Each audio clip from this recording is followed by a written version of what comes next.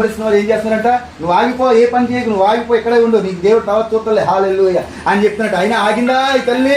ఆగలేదు. ఏం చేసిందంట, మరి ఎక్కువగా కేకలు వేసింది. ఆ కేకను నజరేయుడైన యేసుక్రీస్తు విని నిలిచిపోయాడు. మరి నీ జీవితంలో ప్రార్థన చేస్తే నిలిచిపోతున్నాడా? ఈరోజు నువ్వు ప్రార్థన చేస్తే నీ దగ్గర ఉన్న చీకటి బయటికి వెళ్తున్నాయా? ఈరోజు నీ సమస్యలు బయటికి వెళ్తున్నాయా అంటే నేను ఇంకా రక్షింపబడలేనట్టు అర్థం. హల్లెలూయా. ఎవరైతే రక్షింపబడతారో, నిజమైన దేవుడిని ఆదరిస్తున్నారో వాళ్ళు ఎక్కడ ఉంటారంటే నీతి సూర్యుడు వల్లే, ఆయనకి ప్రకాశం వల్లే మన ఇంట్లో ఉంటారు దేవుడు. హల్లెలూయా. మన జీవితంలో ప్రకాశం ఉందా? ఎంతసేపు దీనత్వమే హల్లెలూయా అనుకుంటా ఉన్నావు. దేవుడా యేసు నా బ్రతికి ఇంతేనా, ఇంకెన్ని సంవత్సరాలు నా కార్యాలు చేస్తామని చెప్తా ఉన్నాం. హల్లెలూయా. కానీ నిజంగా దేవునికి ఏం చేయాలా? మొరపెట్టాల. ఆయన ఏమన్నాడు, నిజముగా మొరపెట్టే వారికి నేను ఎలా ఉంటానంట, సమీపముగా ఉంటాడంట. హల్లెలూయా. ఈ దొండలం గ్రామానికి ఎలా ఉన్నాడంటే దేవుడు, సమీపముగా ఉన్నాడంట. ఈ కుటుంబానికి ఎలా ఉన్నాడంటే దేవుడు, సమీపముగా ఉన్నాడంటే. అంటే నూతన కార్యాలు వీరి జీవితంలో చేశాడు దేవుడు. హల్లెలూయా. మరి మన జీవితంలో కూడా నూతన కార్యాలు చేయాలని ఆశపడుతున్నామా? అయితే ఈ రోజున నువ్వేం చేయాలంటే నీలో ఉన్న బావిని తవ్వాలా. హల్లెలూయా. ఆ తవ్వి ఏం చేయాలి, ప్రతి దాన్ని కూడా బయటికి పారవేసినట్లుగా నీలో ఉండే పాపము, శాపము ప్రతి ఒక్కటి కూడా విడిచిపెట్టాలా. హల్లెలూయా. హల్లెలూయా. ప్రతి ఒక్కటి కూడా విడిచిపెడితే పరిశుద్ధాత్మ దేవుడు నీ మీదకి వస్తాడు తల్లి. హల్లెలూయా. నువ్వు పరిస్థితిని చూడకోవాల్సిన పని లేదు, స్థితిని చూడాల్సిన పని లేదు, నేను చేయగలనా అనాల్సిన పని లేదు. హల్లెలూయా. పేతురు గారు కూడా ఏమీ రాదు, విద్య లేని పామరులు. హల్లెలూయా. వాళ్ళకి ఏమైనా డిగ్రీలు చేశారా? హల్లెలూయా. ఏదైనా ఇన్స్టిట్యూట్కి వెళ్ళారా? ఏదైనా మ్యూజిషియన్కి వెళ్ళారా? ఎక్కడికి వెళ్ళారా? ఏమన్నా ఎక్కడికైనా వెళ్ళారా? ఎక్కడికి వెళ్ళారంటే పెంతుకొస్తే మేడ మీదకి వెళ్ళారు. హల్లెలూయా. వాళ్ళు మేడ మీదకి వెళ్ళారు, ఏం చేశారు? వాళ్ళు బావిని తవ్వుకున్నారు. హల్లెలూయా. వాళ్ళు ఏం చేశారంటే తల్లి, బావిని తవ్వారు. ఆ బావి తవ్వి బయటకు వచ్చిన తర్వాత రిలీజ్ ఎలాగైంది, 3000 మంది రక్షింపబడే వాక్యాన్ని చెప్పాడు దేవుడు. హల్లెలూయా. మరి నీ జీవితంలో చెప్పాలనుకుంటున్నావా? నువ్వు ఇంకా చెప్పించుకోవాలనుకుంటున్నావా? హల్లెలూయా. నువ్వు ప్రార్థన చేయాలనుకుంటున్నావా? నువ్వు ప్రార్థన చేయించుకోవాలనుకుంటున్నావా? హల్లెలూయా. నువ్వు ఒక వీరుడి వల్లే మారలా. దేవుడు ఒకటే కోరుకుంటున్నాడు తల్లి, విశ్వాసుల వల్ల నేను రాలేదు, శిష్యుల వల్ల నేను వచ్చాను, నీ ద్వారా అద్భుతాలు చేయాలనుకున్నాను. హల్లెలూయా. నీ జీవితంలో కార్యం చేశాను కదా, అద్భుతాలు చేశాను కదా, అనేక మందికి నీ కోసం ఎదురు చూస్తా ఉన్నారు. నువ్వేం చేయాలా? నీ బావిని తవ్వుకొని సిద్ధపాటు చేయాలా. హల్లెలూయా. అబ్రహాం దేవుడికి అదే అబ్రహాముకి ఆ భక్తుడికి అదే చెప్పాడు. ఏం చెప్పాడంట, నువ్వు నీ విన్ని వారిని మొత్తం అందరిని తీసుకొని నువ్వు ఎక్కడికి వెళ్ళాలా?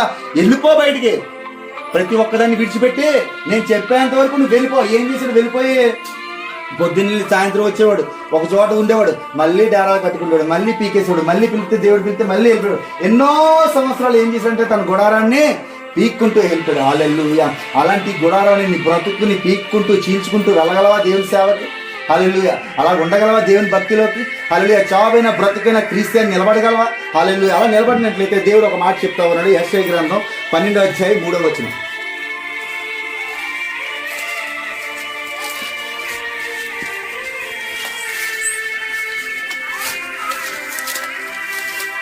కావున మీరు ఆనందపడి రక్షణాదారులైన బావుల్లో నుండి నీళ్లు చేదుకొందురు. ఆనందమైన రక్షణదారులకు ఎలా ఉంటామంట, నీరు బావిలో చేరుకుందంట. హల్లెలూయా. ఎప్పుడైతే మనం దేవునికి లోబడతామో అప్పుడే మన జీవితంలో ఆనందం ఉంటుంది, అప్పుడే మన బ్రతుకి రక్షణ అనేది ఉంటుంది. అంతవరకు మన బ్రతుకి విలువ లేదు. హల్లెలూయా. హల్లెలూయా. దేవుడు నడుస్తున్నప్పుడు గాడికి గంత ఎందుకు వచ్చిందండి, అది ఎక్కడో ఉంది, ఆ గాడిని చూశాడు దేవుడు. హల్లెలూయా. ఈ రోజు నువ్వు ఎక్కడో ఉన్నావు, అరణ్యంలో ఎక్కడో సువార్తను ప్రకటిస్తున్నావు. దేవుడు నిన్ను చూడ్డా, నీ కార్యాన్ని చేయలేడా? నీకు అసాధ్యమా? దేవునికి సాధ్యమే. హల్లెలూయా. హల్లెలూయా. మారాన్ని మధురంగా మార్చిన దేవుడు నీ జీవితంలో కూడా అద్భుతాన్ని చేయాలని ఆశపడతా ఉన్నాడు. ఎలా ఉంటుందంట, ఆయన బావి నువ్వు ఒక్కసారి తవ్వితే, ఆయనకి లోబడితే, ఆయన నీరు నింపిన తర్వాత ఎలా ఉంటుందంట, ఆనందము రక్షణ కూడా వస్తుందంట. మరి నువ్వు రక్షింపబడడానికి నువ్వు ఉన్నావా? హల్లెలూయా. హల్లెలూయా. తర్వాత ఇంకో వచనం చదువుదామండి. యోహాను సువార్త 18వ అధ్యాయం 38వ వచనం ఒకసారి చూద్దాం.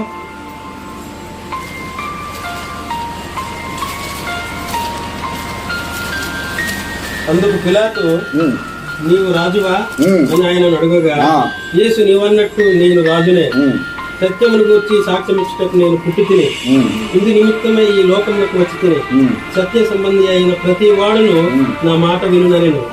అందుకు పిలాతు, సత్యం అనగా ఏమిటి అని ఆయనకు చెప్పాను. అతడు ఈ మాట చెప్పి బయట ఉన్న యూదుల వద్దకు తిరిగి వెళ్ళి, మళ్ళీ ఒకసారి కొంచెం అందుకు పిలాతు, నీవు రాజువా అని ఆయనను అడగగా, యేసు నీవు అన్నట్టు నేను రాజునే, సత్యమును గూర్చి సాక్ష్యం ఇచ్చుటకు నేను సత్యమును గురించి ఏం చేయాలంటే సాక్ష్యం ఇవ్వడానికైనా వచ్చాడంట. హల్లెలూయా. సత్యం ఎక్కడ ఉంటుందో యేసయ్య అక్కడ ఉంటాడు. హల్లెలూయా. నీ జీవితంలో సత్యం ఉందా? అసత్యంలో నువ్వు ఉన్నావా? మంచిగా బ్రతుకుతున్నావా? చెడ్డగా బ్రతుకుతున్నావా? ప్రతిదీ కూడా ఏం చేస్తూ ఉంటాడో దేవుడు లెక్కేస్తూ ఉంటాడంట. నువ్వు క్రైస్తవుడిగా మారినప్పుడు నీ స్థితి మారిపోవాలా, నీ పరిస్థితి మారిపోవాలా. పాత రోతంలో జీవితంలో నేను అలాగే ఉంటాను, నేను అలాంటి శాపాలు పెడతాను, నేను అలాంటి ఒక వ్యక్తిని అలాగే తిడతాను అంటే నువ్వు ఇంకా ఎక్కడ ఉన్నట్టు? సత్యాన్ని ఇంకా వెతుక్కోవాలన్నట్టు. హల్లెలూయా. నువ్వు ఎప్పుడైతే సత్యాన్ని వెతుక్కుంటావో దేవునికి లోపడతావు. హల్లెలూయా. సత్యాన్ని వెతుక్కుంటే ఏమవుతామంట? మనము దేవునికి లోపడతామంట. ఆ సత్యం ఎవరు చెప్తున్నారంట? అదే యోహాను పత్రికలో ఉంటుంది. యోహాను 19:34 ఒకసారి దిద్దాం. ఆఖరి వచనం ఇది. సైనికుల్లో ఒకడు వీటితో ఆయన ప్రక్కను పొడిసెను. ఓడిశాను. వెంటనే రక్తమును నీళ్లను కారెను. కారణం ఇది చూసిన వాడు